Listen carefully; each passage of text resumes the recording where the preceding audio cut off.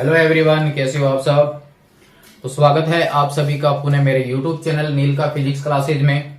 तो आज की क्लास में हम कंप्लीट करेंगे आवेशन की प्रक्रिया का सेकंड भाग, चालन द्वारा आवेशन। इससे पहले वाले भाग में हमने कंप्लीट किया था चार्जिंग बाई फ्रिक्शन, यानी घर्षण द्वारा आवेशन, यानी घर्षण के द्वारा वस्तुओं को आवेशित किस प्रकार से किया जा सकता है उसके बारे में कंप्लीट अध्ययन किया है इससे पहले वाले भाग में, तथा इनसे पहले वाले भागों में भी उस विधि के बारे में हमने बिल्कुल जीरो लेवल से अध्ययन किया है। तो आप उन सभी वीडियो को, इससे पहले वाले जो भाग हैं उन सब की प्लेलिस्ट बनी हुई है, वहां से आप उनका अध्ययन कर सकते हैं तथा सिस्टम से इस चैप्टर को कंप्लीट कर सकते हैं। यदि हम किसी भी टॉपिक को रेगुलर कंप्लीट नहीं करते हैं तब टॉपिक को समझने में प्रॉब्लम आती है, क्योंकि उस पॉइंट का जो लिंक होता है वो इनसे पहले वाले पॉइंटों से ही होता है। पहले वाला बेस हमारा कंप्लीट होता है तब आगे आने वाले पॉइंटों को हम बिल्कुल इजी तरीके से समझ सकते हैं। क्योंकि किसी भी पॉइंट के बेसिक का अगर हमें ध्यान ही नहीं होगा, उसके बारे में जानकारी ही नहीं होगी, तो उस पॉइंट के बारे में हम समझ ही नहीं पाएंगे। इसलिए इससे पहले वाले वीडियो आप जरूर देखिए, रेगुलर आप इनका अध्ययन कीजिए और कंप्लीट कीजिए अपना सिलेबस। तो हम कंप्लीट कर लेते हैं आज का टॉपिक, चालन द्वारा आवेशन। तो समझ लेते हैं चालन के द्वारा भी आवेशन। यहां पर हमारे पास इस विधि का मतलब यह है कि एक आवेशित वस्तु अगर हमारे पास में है, एक आवेशित वस्तु अगर हमारे पास में है, तो उस आवेशित वस्तु से किसी अनावेशित वस्तु को भी हम आवेशित कर सकते हैं। कौन सी विधि से? चालन विधि से। चालन द्वारा आवेशन की जो परिभाषा है वो आपके सामने है। अर्थ समझ लेते हैं अब इसका, कि जब किसी आवेशित चालक को किसी अनावेशित चालक के संपर्क में लाया जाता है, यानी एक आवेशित चालक वस्तु को किसी दूसरी अनावेशित चालक वस्तु के संपर्क में लाया जाता है, यानी उन एक दूसरे को स्पर्श कराया जाता है, तब अनावेशित चालक पर समान प्रकृति का, यानी आवेशित वस्तु पर जैसा चार्ज था वैसा ही चार्ज प्राप्त हो जाता है। इस प्रक्रिया को ही बोला जाता है चालन द्वारा आवेशन। सपोज कीजिए हमारे पास ये कोई दो वस्तुएं हैं, ये आवेशित चालक है, ये अनावेशित चालक है। जब इन दोनों को एक दूसरे के संपर्क में लाया जाता है तो यहां से आवेश इस वस्तु पर भी पहुंच जाता है और इस वस्तु पर भी आवेश आ जाता है, जिसकी प्रकृति इस पर जो आवेश की प्रकृति थी वैसी ही प्रकृति इस पर आ जाती है। इसे ही कहते हैं चालन द्वारा आवेशन। यहां पर आप थोड़ा सा ध्यान दीजिए कि विद्युतदर्शी में जो हमने अध्ययन किया था कि यहाँ पर धातु की छड़ थी और यहाँ पर दो स्वर्ण पत्र लगे हुए थे, और जब किसी आवेशित वस्तु को इसके संपर्क में लाते हैं तो इसका आवेश इस धातु की छड़ से होता हुआ यहाँ तक पहुंच जाता है। तो यहाँ पर जिस विधि के द्वारा आवेश पहुंचता था वही विधि कौन सी थी? चालन द्वारा आवेशन की विधि थी। यानी ये स्वर्ण पत्र जो आवेशित हुए थे, जिनके मध्य प्रतिकर्षण बल लगा था, तो वह कौन सी विधि के द्वारा आवेश आता है इन पत्तियों पर? चालन द्वारा। क्लियर है? यहां पर हमारे पास ध्यान दीजिए कि यहां पर ये वस्तु धातु है, यानी एक चालक है। यहां पर ये वस्तु धातु भी हो सकती है, अचालक भी हो सकती है।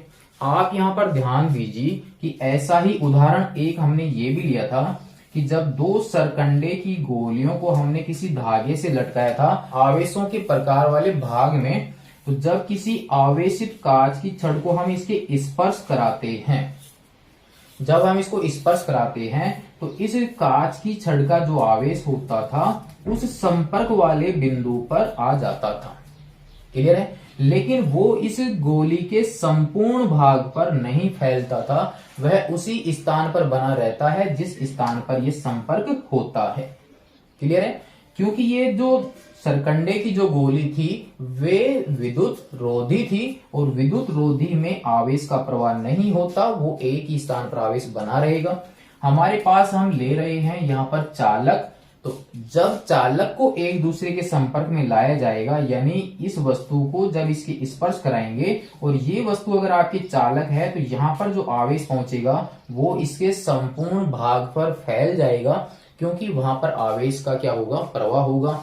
और किसी भी चालक के संपूर्ण भाग पर जब आवेश पहुंचता है तो वह आवेश हमेशा उसके पृष्ठ पर ही होता है। उसका रीजन ये होता है कि कोई भी वस्तु उस स्थिति में रहना चाहती है जब उसकी स्थितिज ऊर्जा मैक्सिमम होती है, और उस चालक पर जब आवेश उसके सरफेस पर होता है उस समय उसकी स्थितिज ऊर्जा मैक्सिमम होती है। इस कारण से ही आवेश कहीं पर भी दिया जाए वह आवेश उस चालक के पृष्ठ पर ही वितरित हो जाता है। यहां पर भी स्पर्श के द्वारा ये सरकंडे की गोलियां आवेशित हो रही थी। विद्युतदर्शी में यहाँ पर जो आवेश था वो इसके संपर्क में आया तो वह आवेश इसके पृष्ठ पर पहुंच जाता है। यहां तक पहुंचने की जो प्रक्रिया थी वो एक तरह से चालन के द्वारा ही थी। अर्थ आपके समझ में आ चुका होगा कि एक वस्तु आवेशित हो, दूसरी वस्तु अनावेशित हो, तो आवेशित वस्तु के जब इसके संपर्क में लाएंगे तो वह अनावेशित जो वस्तु होगी वह भी आवेशित हो जाती है। इसी प्रोसेस को समझते हैं हम एक अन्य उदाहरण के द्वारा। चालन द्वारा आवेशन के प्रोसेस को समझने के लिए हमने यहाँ पर एक उदाहरण लिया है, और उस उदाहरण में हमने दो चालक गोले काम में लिए हैं जिनकी रेडियस जो है वो कैपिटल आर है। दोनों चालक गोले जो हैं उनकी रेडियस कैपिटल आर है। यहां पर इस चालक गोले को मैंने मान लिया है P तथा इस चालक गोले को मैंने मान लिया है Q। यहां पर दोनों चालक गोले जो हैं वो दो कुचालक स्टैंडों पर रखे गए हैं। तीन प्रक्रियाओं से हम यहां पर गुजरेंगे, इसलिए यहां पर तीन भाग मैंने बना लिए हैं। फर्स्ट पार्ट, ये इसका सेकंड पार्ट और ये इसका थर्ड पार्ट। इन तीन प्रक्रियाओं के द्वारा हम समझेंगे चालन की विधि को कि किस प्रकार से एक अनावेशित चालक जो है वह भी आवेशित हो जाता है। यहां पर फर्स्ट जो ये चालक गोला है वह आवेशित है, तो इसको मैं लिख देता हूं आवेशित चालक गोला। आवेशित चालक गोला जो P गोला है वह आवेशित है, और माना कि इसके ऊपर धनावेश है।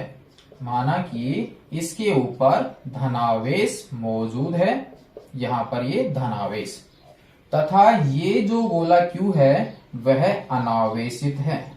ये अनावेशित है। फर्स्ट प्रक्रिया में दो चालक गोले हमने लिए हैं, एक आवेशित है एक अनावेशित है। दोनों को कुचालक स्टैंडों पर रखा गया है। अगर यहाँ पर कुचालक स्टैंड काम में नहीं लिए जाते हैं तो यहाँ पर इस आवेशित गोले का चार्ज जो था वह इस चालक से होता हुआ पृथ्वी में चला जाएगा और इस वस्तु पर कोई आवेश नहीं बचेगा। भू संपर्क वाली प्रक्रिया कंप्लीट हो जाती है, इसलिए इनको कुचालक स्टैंडों पर रखा गया। फर्स्ट प्रक्रिया हो गई हमारे पास ये। सेकंड प्रक्रिया में हमने ये किया है कि इन दोनों गोलों को एक दूसरे के स्पर्श कराया है, या हम ये कहें कि इनको एक दूसरे के संपर्क में लेकर आए हैं। ये P गोला था, ये Q गोला था।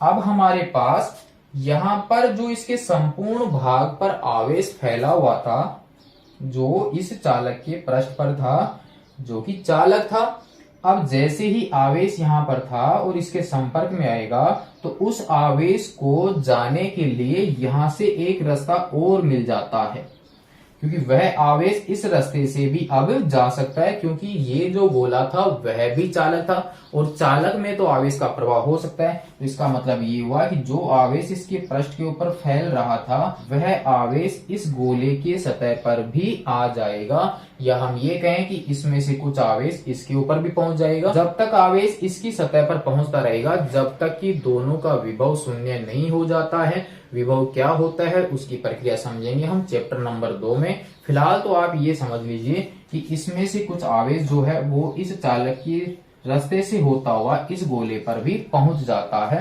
क्योंकि ये भी आपके चालक है, ये भी चालक है, तो आवेश यहाँ इसके संपर्क बिंदु पर होगा और वह आगे भी बढ़ेगा क्योंकि ये चालक है। चालक होने की वजह से वो आवेश इसके पृष्ठ पर भी आ जाता है। तो यहाँ पर आवेश जो है वो दूसरी सतह पर भी पहुंच जाता है।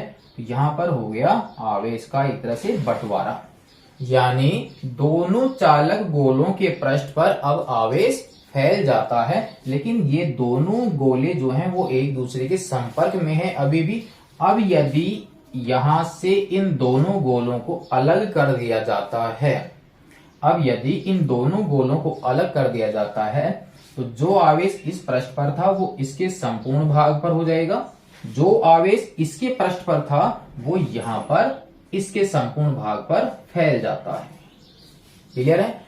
तो यहां से आपको क्या स्पष्ट हुआ, ये जो वस्तु आपने ली थी इसके ऊपर तो आवेश था ही था, लेकिन इस चालक गोले पर कोई आवेश नहीं था, लेकिन अब फिलहाल इसके ऊपर भी धनावेश आ जाता है। तो यहां से आपकी ये क्लियर हुआ कि संपर्क जब हुआ था तो संपर्क की वजह से ही इस गोले के ऊपर आवेश प्राप्त होता है।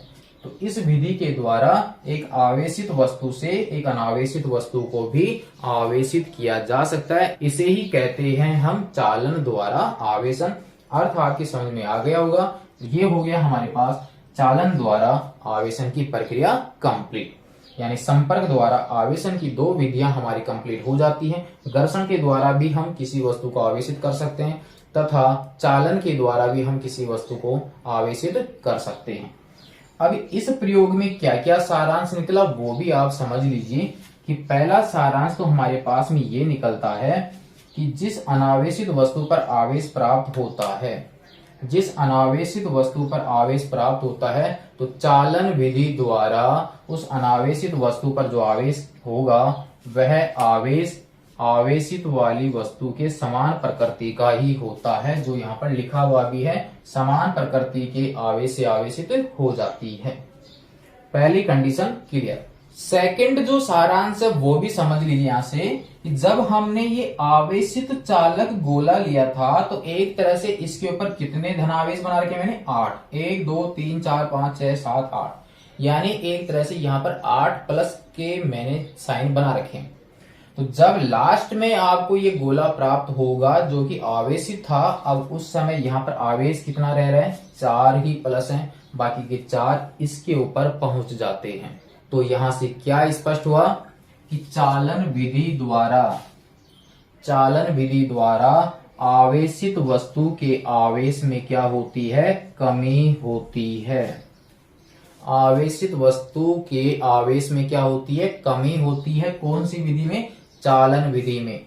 अगर दोनों वस्तुएं आपके समान ज्यामिति की हैं तो यहाँ पर दोनों वस्तुओं पर आवेश की मात्रा समान हो जाएगी, यानी समान रूप से आवेश आपस में बट जाता है। अगर यहाँ पर आवेश की मात्रा 10 है तो यहाँ पर भी आवेश की मात्रा कितनी होगी, 10 होगी।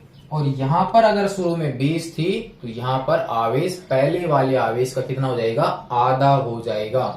प्रारंभ में आवेशित वस्तु पर जितना आवेश था, लास्ट में जो आपकी वस्तु प्राप्त होगी यानी स्पर्श करने के पश्चात जब हम उसको अलग कर देंगे तो उस आवेश की मात्रा आधी प्राप्त होती है। अगर 10 वहां पर थी तो यहाँ पर 5 मिलेगा, 5 इसका हो जाएगा।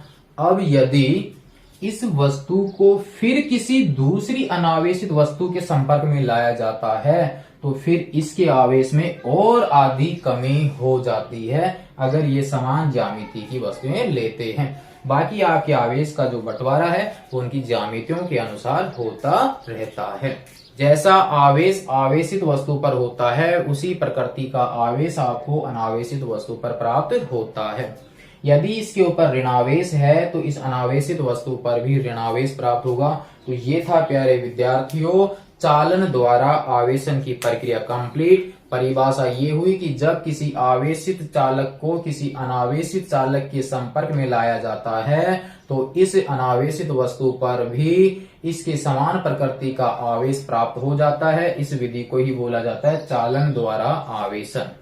तो यहां तक हो जाता है हमारे पास संपर्क द्वारा आवेशन की प्रक्रिया के 2 भाग कंप्लीट, घर्षण द्वारा आवेशन और चालन द्वारा आवेशन। अगर पॉइंट आपके समझ में आ रहा है, क्लियर हो रहा है, अर्थ आपको समझ में आ रहा है तो आप इस वीडियो को अपने अन्य दोस्तों को भी सेंड कर दीजिए ताकि वो भी लगातार इस सिलेबस को कंप्लीट कर सके, 12th क्लास को मजबूत कर सके और कंपटीशन की जो तैयारी कर रहे हैं वो भी इसको देख सकते हैं ताकि गहराई से उनके भी कॉन्सेप्ट क्लियर हो सके अगर प्रॉब्लम हो तो। तथा साथ में चैनल को सब्सक्राइब भी कर लीजिए ताकि इससे आगे आने वाले जो वीडियो हैं वो आपको मिल सके, नोटिफिकेशन आपको मिल सके।